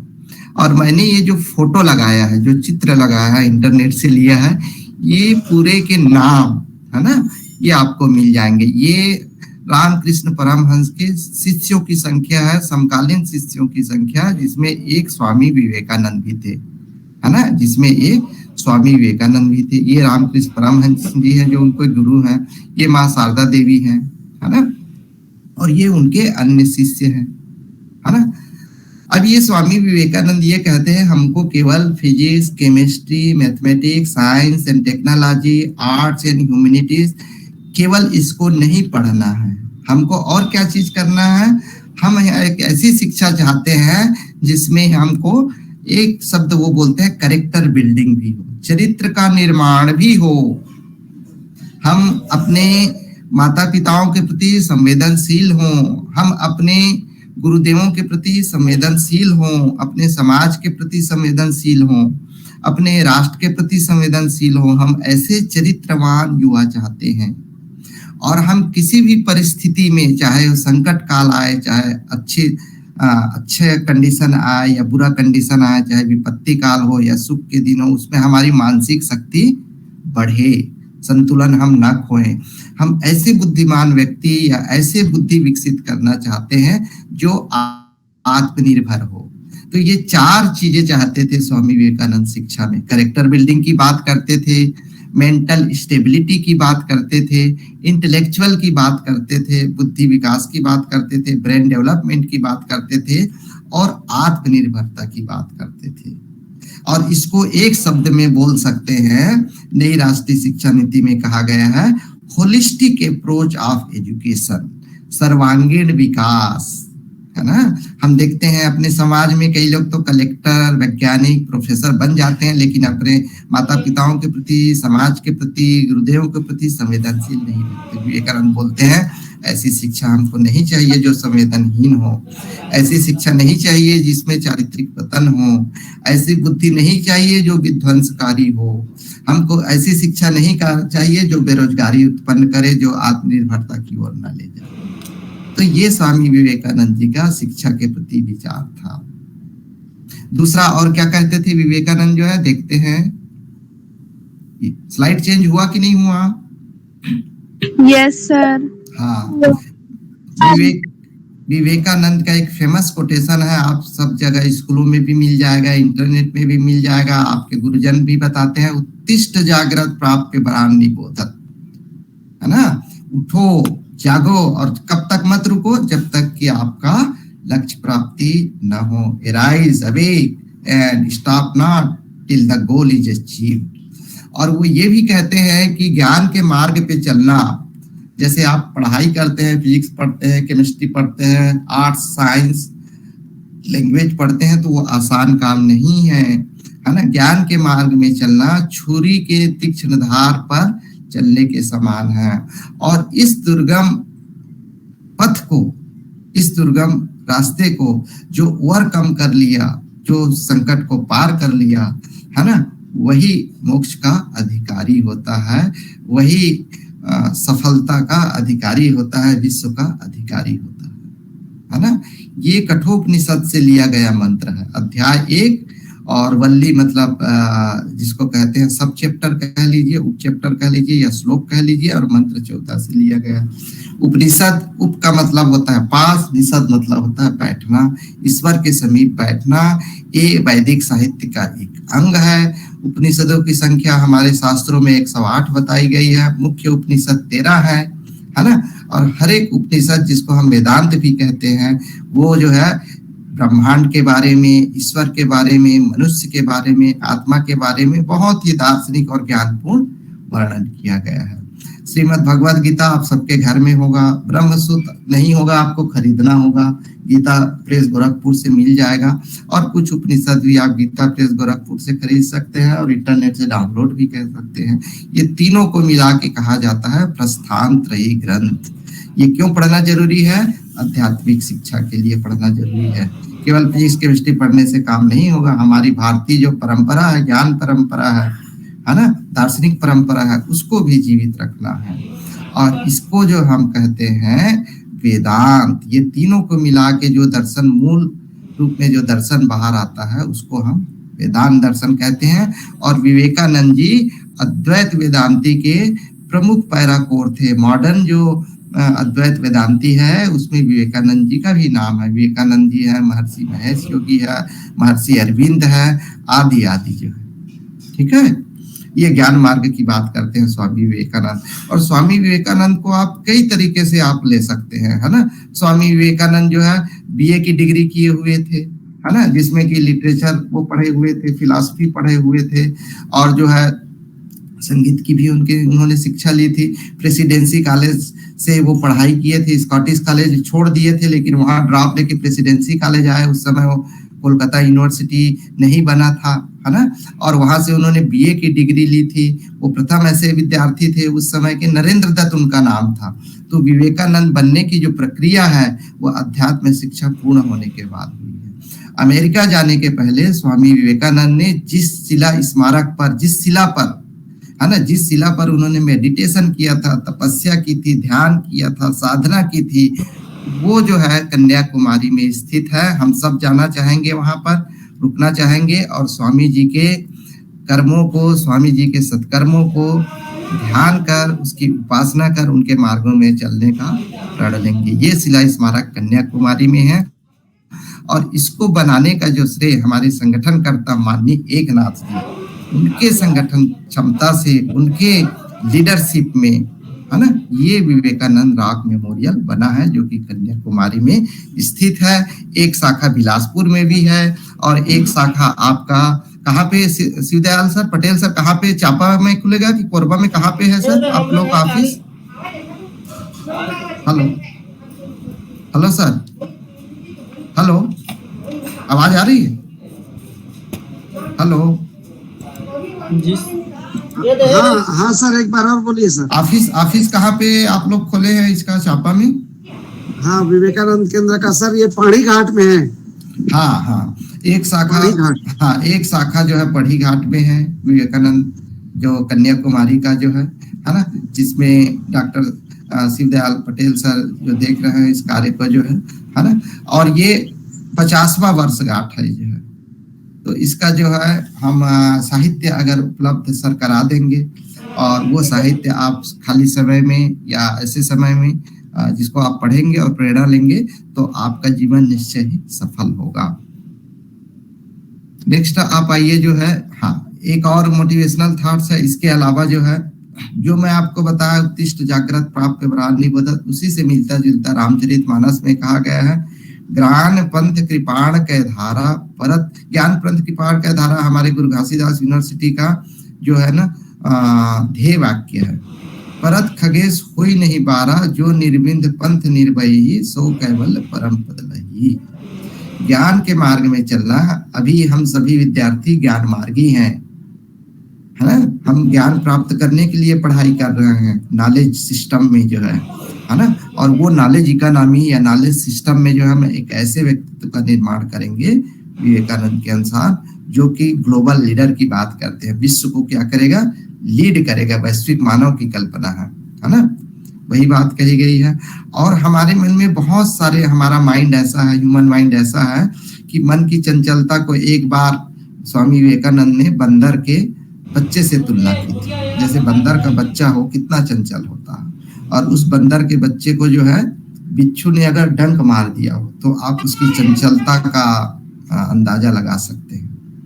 दूसरा बोलते थे स्वामी विवेकानंद कि जो हमारी मन की जो गति है, सोचने की जो क्षमता है, कल्पनाशीलता जो है, वो कल्पनाशीलता प्रकाश के वेग से भी ज्यादा होता है। किसी को याद है क्या प्रकाश का वेग कितना होता है? हेलो बच्चों, हेलो, आवाज आ रही है? सर। प्रकाश का वेग कितना होता है? Yes sir. हाँ, कितना होता है प्रकाश का वेग? क्या बोले सर? प्रकाश का वेग, स्पीड, चाल, वेलोसिटी कितना होता है लाइट का?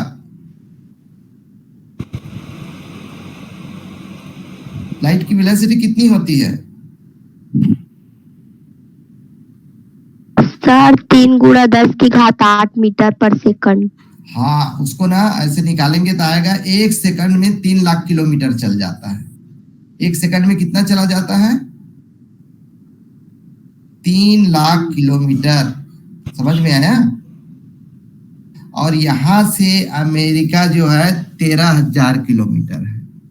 मतलब आप 1 सेकंड से भी 1 सेकंड के कई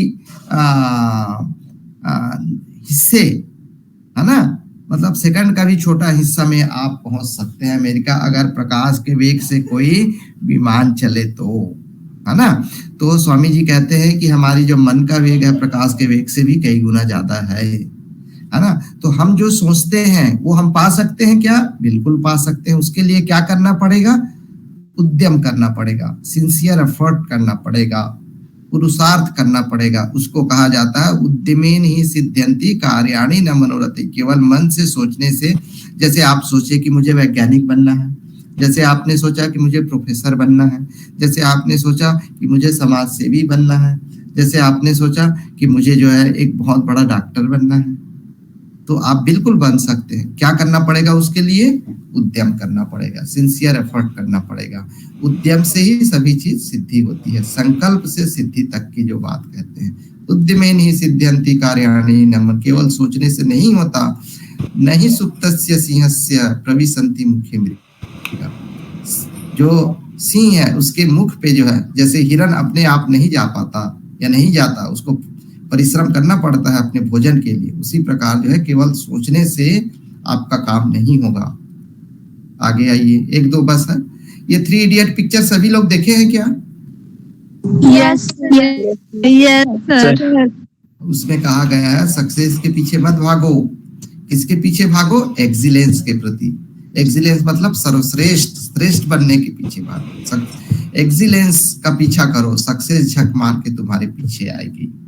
अच्छा, हम लोग जब पढ़ाई करते हैं तो बोर क्यों लगता है? तो उसका रीजन ये बताया है। कन्फ्यूशियस नामक एक दार्शनिक थे। हम ऐसा काम करें जिससे हम प्यार करते हैं। Choose a job you love.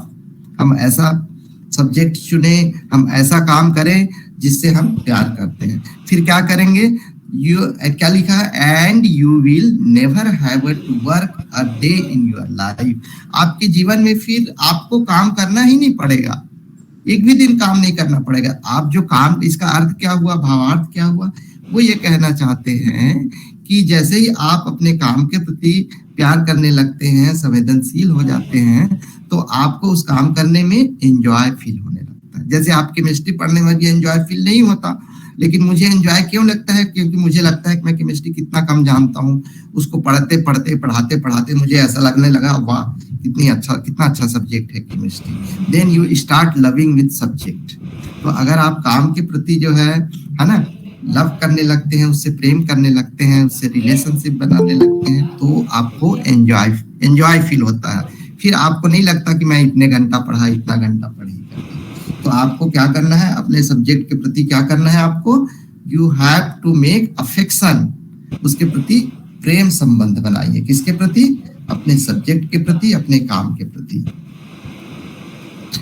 अब मैं गुरु घासीदास यूनिवर्सिटी में हूँ। हर साल यहाँ पे 18 दिसंबर को गुरु घासीदास जयंती बहुत धूमधाम से मनाई जाती है। तो गुरु घासीदास बाबा ने 7 उपदेश दिए, शतोपदेश।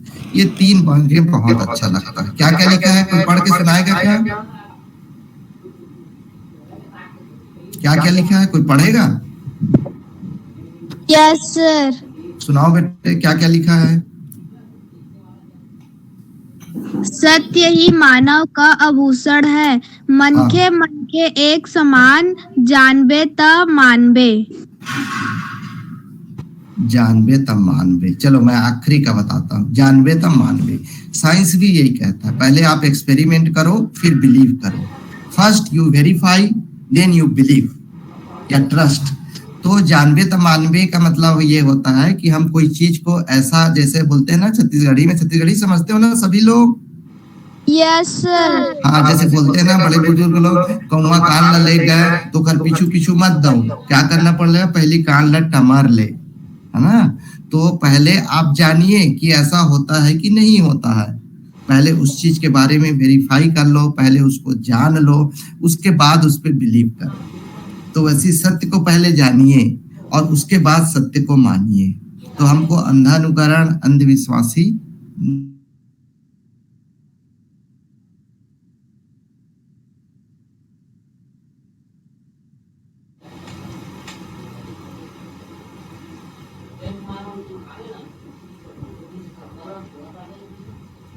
और ध्यान पे ऐसे बहुत सारे हैं। क्योंकि समय इतना ही दिया गया था और इसलिए मैं यही अपनी वाणी को विराम देता हूँ। मैं फिर से पुनः डॉक्टर पटेल सर को बहुत बहुत धन्यवाद देता हूँ सर कि आपने एक अच्छा मौका दिया। बहुत दिन बाद 9वीं क्लास के बच्चों को पढ़ा रहा हूँ। पहले यहाँ पे एक कैंप लगता था वनवासी विकास का, तो वहाँ 11th-12th के बच्चों को केमिस्ट्री में निःशुल्क पढ़ाने जाता था उस कैंप में। और 9th क्लास के बच्चों के साथ इंटरेक्ट करने में मुझे, भले ही वर्चुअल मोड में था, बहुत अच्छा लगा। उनका आवाज़ सुन के, उनके गीत सुन के मुझे भी बहुत प्रेरणा मिली सर। और भविष्य में भी हम इस प्रकार जुड़े रहेंगे और एक दूसरे का सहयोग करते रहेंगे।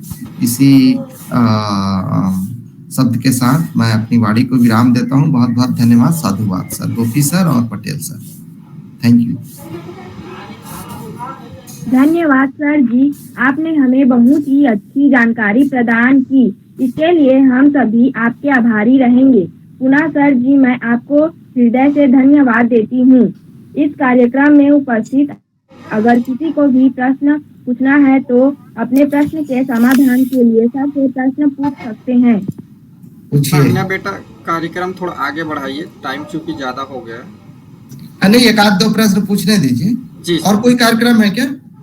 नहीं सर, कार्यक्रम की समापन की ओर चलेंगे थोड़ा। नहीं, एक ही कार्यक्रम है ना? जी सर, जी सर। हाँ बताइए, किसी को कुछ पूछना हो तो 1-8 क्वेश्चन ले सकते हैं।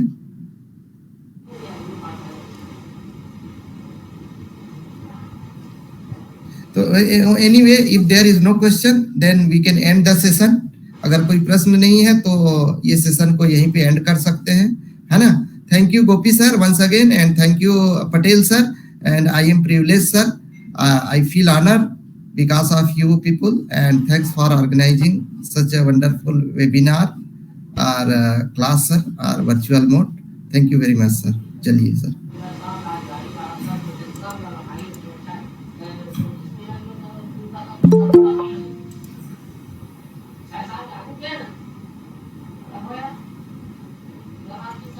आगे बढ़ाइए कार्यक्रम। इस कार्यक्रम को आगे बढ़ाते हुए मैं आशीर्वाद देने के लिए आदरणीय डॉक्टर शिव दयाल पटेल सर जी, जो कि वर्तमान में शासकीय महाविद्यालय बरपाली में विभागाध्यक्ष हिंदी राष्ट्रीय सेवा कार्यक्रम अधिकारी एवं रेड क्रॉस प्रभारी के पद पर कार्यरत है। सर, आपको मैं शायरी के साथ आमंत्रित करना चाहूंगी। हार को जीत की एक दुआ मिल गई, हार को जीत की एक दुआ मिल गई, तब तो मौसम में एक हवा मिल गई, तब तो मौसम में एक हवा मिल गई। आप आए श्रीमान जी, यूं लगा जैसे तकलीफ को दवा मिल गई, जैसे तकलीफ को दुआ मिल गई। इस शायरी के साथ मैं आदरणीय पटेल सर जी को आमंत्रित करती हूँ। आदरणीय पटेल सर जी। धन्यवाद। और मैं बहुत बहुत धन्यवाद देता हूँ डॉक्टर संतोष सिंह जी ठाकुर, जो मेरे मित्र हैं, मेरे प्रेरणा स्रोत हैं। हम बहुत पुराने मित्र हैं। 2012-13 में हमने एक साथ ओरिएंटेशन का कोर्स किया था सेंट्रल यूनिवर्सिटी गुरु घासीदास विश्वविद्यालय बिलासपुर में। और सर बहुत ही विद्वान प्राध्यापक हैं, अत्यंत उनकी उपलब्धि रही है। बच्चों, आपने सुना और बहुत ही सरल भाषा में सर ने विज्ञान जैसे जटिल विषय को बताया। मैं एक छोटा सा प्रेरक प्रसंग, चूंकि रसायन की बात चली है और रसायन के बहुत बड़े विद्वान हुए हैं अल्फ्रेड नोबेल, जिनके नाम से नोबेल अवार्ड दिया जाता है, जो विश्व का सबसे बड़ा पुरस्कार है। एक बार क्या हुआ, सन 1888 की बात है कि नोबेल जी अपने घर में एक पेपर पढ़ रहे थे और पेपर में उन्होंने जब देखा तो पढ़ते पढ़ते शोक संदेश की ओर गए। तो शोक संदेश में उन्होंने अपना नाम देखा कि उनका नाम लिखा था शोक संदेश में कि dynamite, king of dynamite died. मौत का सौदागर था, वह मर गया, ऐसा हेडिंग था। दरअसल प्रेस से गलती हुई थी कि उनके भाई का निधन हुआ था जिनका नाम था लुडविग, और प्रेस वाले ने समझा कि अल्फ्रेड नोबेल जो डायनामाइट के आविष्कारक थे उनकी मृत्यु हुई है। तो उन्होंने जब अपना मृत्यु का समाचार प्रेस में देखा और उसमें लिखा था मौत का सौदागर था, मर गया, तब उनको बड़ा आश्चर्य हुआ और ये लगा, दुख हुआ कि मेरे मरने के बाद क्या मैं इसी तरह से जाना जाऊंगा कि मौत का सौदागर मुझे कहा जाएगा। और उन्होंने जितनी संपत्ति थी उनकी, उस सब संपत्ति को दान कर दिया। विश्व शांति, साहित्य, भौतिकी, रसायन, चिकित्सा विज्ञान और अर्थशास्त्र के क्षेत्र में जो उत्कृष्ट कार्य करेगा उसको राशि दी जाएगी प्रोत्साहन के लिए, इसलिए उन्होंने सारी संपत्ति दान कर दी। और उनके मरने के बाद 1901 से इन विषयों में शांति पुरस्कार दिया जाने लगा। उन्होंने पूरी संपत्ति को दान कर दी और आज भी वो स्वीडिश बैंक में जमा है और उसकी जमा की राशि का जो ब्याज है उससे यह पुरस्कार दिया जाता है। बच्चों, पहले पुरस्कार की राशि कम थी, 2019 से बढ़ा दिया गया 9 मिलियन स्वीडिश क्राउन, यानी 6 करोड़ 45 लाख रुपया एक एक पुरस्कार विजेता को आज की तारीख पे यह राशि दी जाती है। भारत का पहला व्यक्ति था जिन्होंने नोबेल अवार्ड पाया साहित्य के क्षेत्र में, रविंद्रनाथ टैगोर, और अंतिम व्यक्ति थे जिन्होंने अर्थशास्त्र में पाया, प्रोफेसर अमर्त्य सेन। अभी तक 10 भारतीय इस पुरस्कार को प्राप्त कर चुके हैं।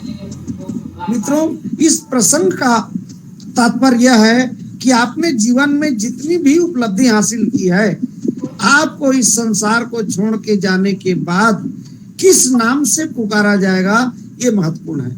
सर ने बहुत अच्छी बात बताई कि हमारा जीवन, हम कितने भी बड़े वैज्ञानिक क्यों न हो, सार्थक और सफल होना चाहिए। तो सफल जीवन तो अल्फ्रेड नोबेल ने जिया अपने जीवन भर, लेकिन जब शोक संदेश स्वयं का पढ़ा और उनको मौत का सौदागर कहा गया तो उनको क्षोभ ग्लानि हुई और उन्होंने विश्व शांति और सेवा के लिए अपनी पूरी संपत्ति को समर्पित कर दिया, तब उनका जीवन सार्थक रहा। तो मैं आज के इस प्रेरक प्रसंग का यही उद्देश्य है कि हम अपने जीवन को सफल तो बनाएं, लेकिन सार्थक भी बनाएं। मौत किस घड़ी हमें आ जाएगी नहीं पता। हम एक एक कार्य को ऐसा करें जो समाज के हित में हो और समाज के लोग उसकी तारीफ करें। धन्यवाद। और पुनः मैं धन्यवाद देता हूँ संतोष सिंह ठाकुर सर को प्रणाम करता हूँ। इट्स माय प्लेजर सर, मेरे लिए सौभाग्य की बात थी। धन्यवाद बच्चों। जी, आपने हमें बहुत ही अच्छी जानकारी प्रदान की। पुनः मैं आपका हृदय से धन्यवाद देती हूँ। इसी के साथ मैं दुहिता साहू कक्षा 9वीं CGBSE कोर्स को इस कार्यक्रम के समापन हेतु आमंत्रित करती हूँ। दुहिता साहू। राष्ट्रीय सेवा योजना शासकीय महाविद्यालय बरपाली एवं विवेकानंद केंद्र कन्याकुमारी की प्रेरणा से आयोजित निशुल्क गणित ट्यूशन क्लास में आज आयोजित मोटिवेशनल क्लास में आज के मुख्य वक्ता डॉक्टर संतोष सिंह ठाकुर सर जी, जो कि सहायक प्राध्यापक विभागाध्यक्ष रसायन शास्त्र विभाग के पद पर गुरु घासीदास केंद्रीय विश्वविद्यालय बिलासपुर छत्तीसगढ़ में कार्यरत हैं। आपने सबके स्वामी विवेकानंद तत्वों का वर्गीकरण आवर्त तालिका विषय पर बहुत ही रोचक और प्रेरणादायक व्याख्यान दिया। आपसे प्रेरणा लेकर हम सभी अपने जीवन में लक्ष्य की प्राप्ति के लिए लगन से मेहनत करेंगे। आपका बहुत बहुत आभार सर जी।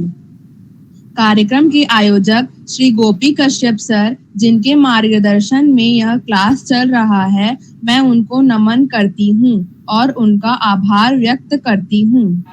बरपाली कॉलेज के राष्ट्रीय सेवा योजना के कार्यक्रम अधिकारी डॉक्टर शिवदयाल पटेल सर, जिनके मार्गदर्शन में यह कार्यक्रम लगातार चल रहा है, उनका भी बहुत बहुत आभार व्यक्त करती हूँ।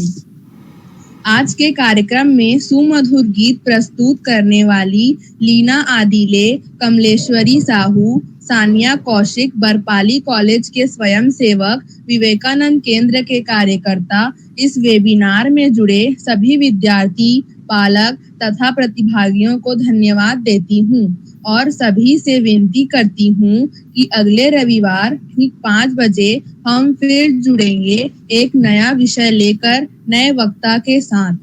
इसी के साथ आज के कार्यक्रम के समापन के लिए आप सभी रीढ़ की हड्डी सीधी करके किसी भी आरामदायक आसन में बैठ जाएं। मेरे साथ माइक म्यूट करके शांति मंत्र दोहराएं। प्रथम पंक्ति मेरे पीछे सानिया कौशिक दोहराएंगी। सर्वे भवन्तु सुखिनः, सर्वे भवन्तु सुखिनः, सर्वे सन्तु निरामया, सर्वे भद्राणि पश्यन्तु, मा कश्चित् दुःखभाग् भवेत्।